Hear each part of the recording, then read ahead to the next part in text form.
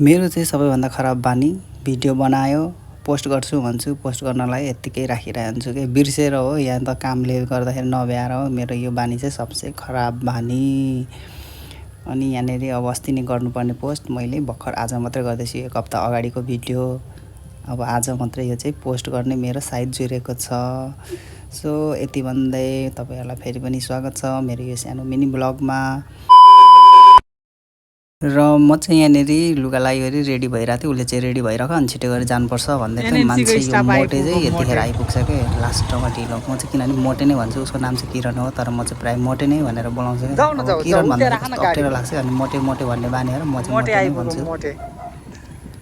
र यहाँनेरि चाहिँ मोटेले मलाई कसैले ल्याइदिए गरे क्या, उसले चिसोहरू म त खाँदिनँ तर पनि लिएर आएछ। र हामी रेडी भएर यहाँनेरि अब जाँदैछौँ।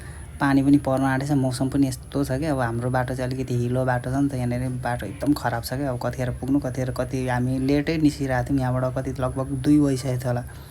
बिचरा ऊ आउने कामले गर्दा ऊ आयो आउनु चाहिँ, तर के गर्नु टाइमै ढिलो। मैले झन् छिटो गरी आऊ, छिटो गरी जानुपर्छ र फर्किहाल्ने भनेको थिएँ। र भर्खर आएपछि हामी चाहिँ यहाँनेरि जाँदैछौँ। अब कतिखेर पुग्ने हो थाहा छैन।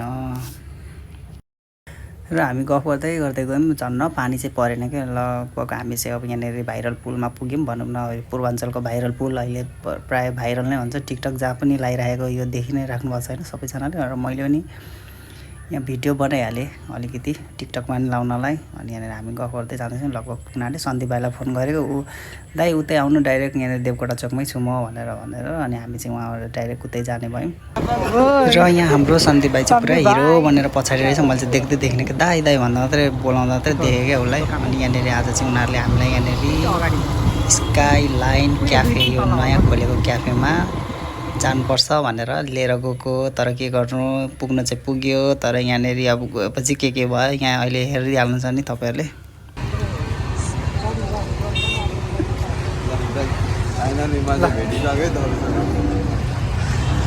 पुरै हामी चाहिँ यहाँनिर आएको छौँ आज, त्यो भरै भयो।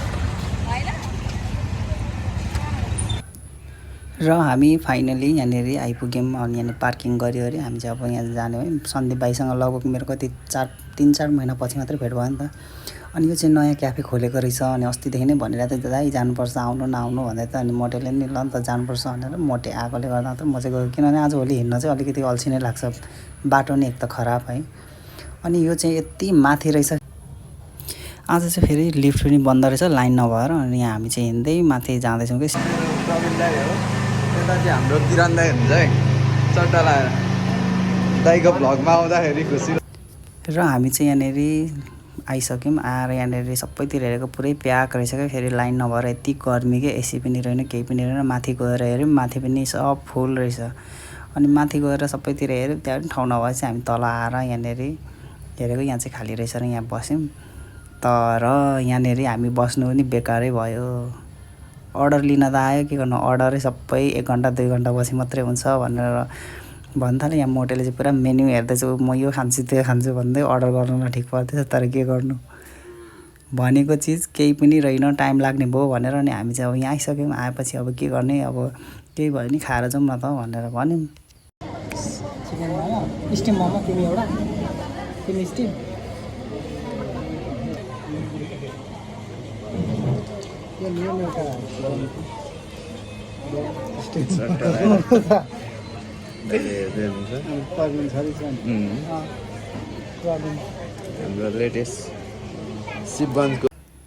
अर्डर लिइसकेको पनि हामीले फेरि क्यान्सल गऱ्यौँ किनभने टाइम लाग्ने भयो नि त। अनि त्यही भएर हामी चाहिँ यहाँनिर अब लस्सी भयो भने लस्सी खाएर जानुपर्छ भनेर 3 जनाले लस्सी अर्डर गऱ्यौँ। ल ल है त दाइ, चट्टा लाएर त हाम्रो किरण दाइले जुस खाँदै हुनुहुन्छ गर्मीमा दमकमा आएर। र यहाँ हामी सबैजना अब लस्सी पिउँदैछौँ। अब अरू त खान पाइएन होइन, किनभने अब भर्खर नयाँ ओपनिङ पनि रहेछ। त्यही भएर भिड पनि अलिकति अब त्यही हो, म्यानेजमेन्ट अलिकति अब सुरुमा स्टार्टिङमा त्यस्तो गाह्रो नै हुन्छ नि त। सबैतिर अब हेर्नु पऱ्यो, मिलाउनु पऱ्यो होइन।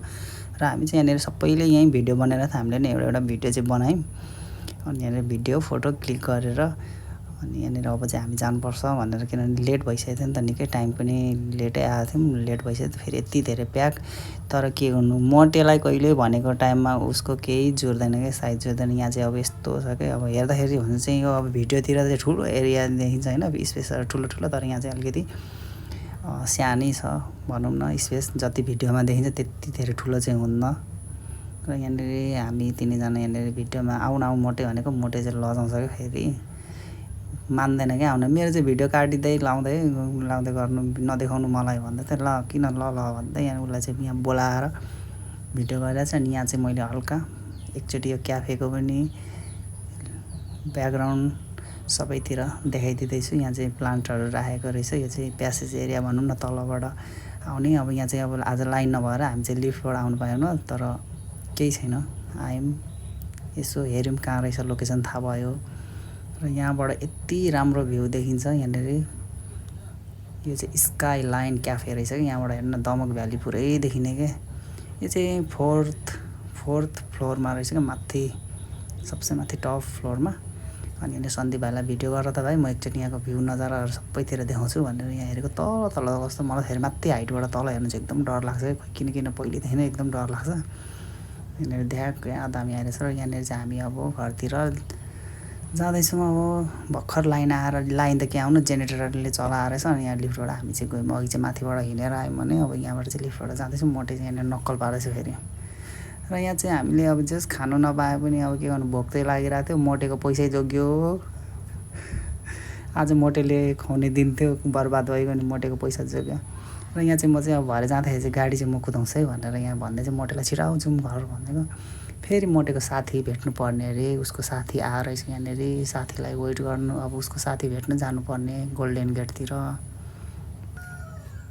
र यहाँ चाहिँ अनि सन्दीप भाइलाई पुरै जिस्काइदिएको, पर्स बोकिरहेको छ, अनि पुरा रोकडा बोकिरहेको छ हो भनेको। अनि दाइ मेरो भिडियो गरिदिन्न भन्नु थाल्यो कि, उसलाई नि फेरि नक्कल गर्नु त साह्रै मनपर्छ नि, यहाँनिर भिडियो गरिदिँदैछु म चाहिँ। अहिले पानी आउन आएको छ, पानी मौसम कहाँनिर छ गोल्डन गेट? गोल्डन गेट कहाँनिर हो?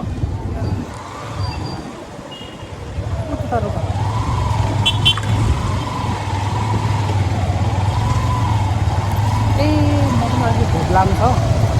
मोटे चाहिँ उसको साथीलाई पर्खेको, कतिखेर आयो हुने हो उसको साथी, रुगाएको दमक फार्मेसीमा भन न, यहाँनिर दमक फार्मेसी छ।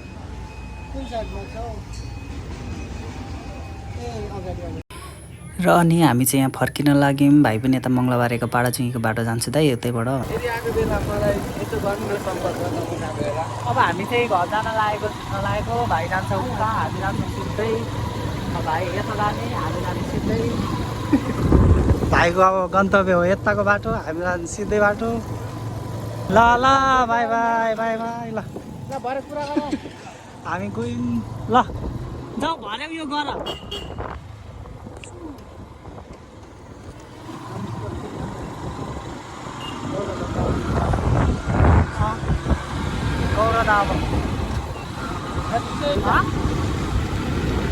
अब हामी लाग्यौँ बाटो मोटे। र यहाँ चाहिँ हामी हाम्रो घर पुग्न लाग्यौँ। अनि यहाँ आधी बाटोमा ल्याउन मोटे म पनि कुदाउँछु, अलिकति ट्राई गर्छु भनेर, किनभने मलाई चाहिँ अलिक बाइक कुदाउन आउँदैन नि त। र पनि अलिअलि चाहिँ प्र्याक्टिस गर्दैछु। जे कुरा पनि आफूले जानेको त हुँदैन होइन, सिक्दै जाने हो, गर्दै जाने हो, अनि थाहा भइहाल्छ नि। त्यही भएर मलाई चाहिँ अलिकति बाइकको चाहिँ मलाई गियर लाउनु चाहिँ अलिक डर लाग्छ क्या। त्यही भएर यहाँनिर मोटेलाई मागेर रात पर्न आँटेको थियो, के गर्नु ढिलो भइसकेको थियो। र पनि एकछिन कुदाएँ। अनि मोटे चाहिँ यहाँनिर होस् ढिलो भइसक्यो, म आफै कुदाउँछु, पछि कुदाउनु भनेर त मैले जबरजस्ती यहाँनिर मागेर कुदाइरहेको थिएँ क्या।